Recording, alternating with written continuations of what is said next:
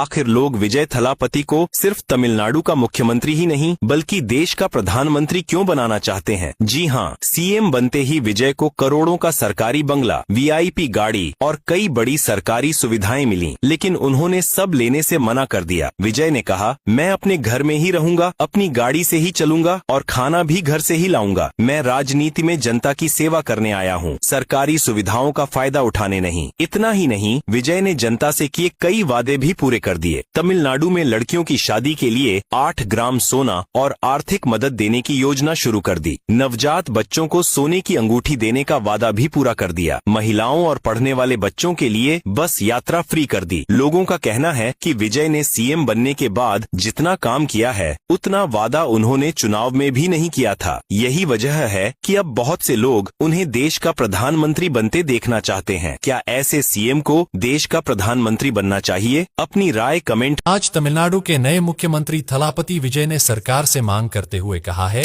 कि नेपाल के बाद अब भारत में भी प्राइवेट स्कूल बंद होना चाहिए और नेपाल की तरह भारत में भी सभी सांसद, नेता, मंत्री और विधायक के बेटा बेटी सरकारी स्कूल में पढ़ें ताकि भारत के सभी सरकारी स्कूल का एजुकेशन सिस्टम सही हो सके। अगर थलापति विजय थलापति रुकने का नाम ही नहीं ले रहे हैं, एक के बाद एक ऐसे फैसले ले रहे हैं कि पूरा देश हिल गया है। जैसे तमिलनाडु में लड़कियों की सेफ्टी के लिए लेडी पुलिस टीम को सड़कों पे उतारा ताकि वो रात में बेखौफ घूम सके। फिर रातों रात पूरे स्टेट में हर पॉलिटिकल पार्टी के पोस्टर हटवा दिए। साफ कह दिया कि अब पोस्टरबाजी नहीं चलेगी वरना सीधा एक्शन। और अब तो उन्होंने एक ऐसा मास्टर स्ट्रोक खेला है जिसने सबकी बोलती बंद कर दी।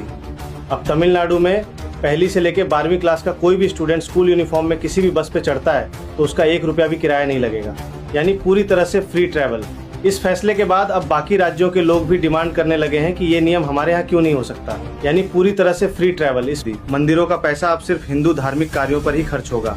इस फैसले के बाद जहाँ कुछ लोग सवाल उठा रहे हैं, वहीं कई लोग इसे एक अच्छा फैसला बता रहे हैं। उनका कहना है कि मंदिरों से आने वाला पैसा सिर्फ मंदिरों और हिंदू धार्मिक कार्यों पर ही खर्च होना चाहिए। इन फैसलों के बाद अब बाकी राज्यों के लोग भी मांग करने लगे हैं कि ऐसे नियम उनके यहाँ भी लागू होने चाहिए।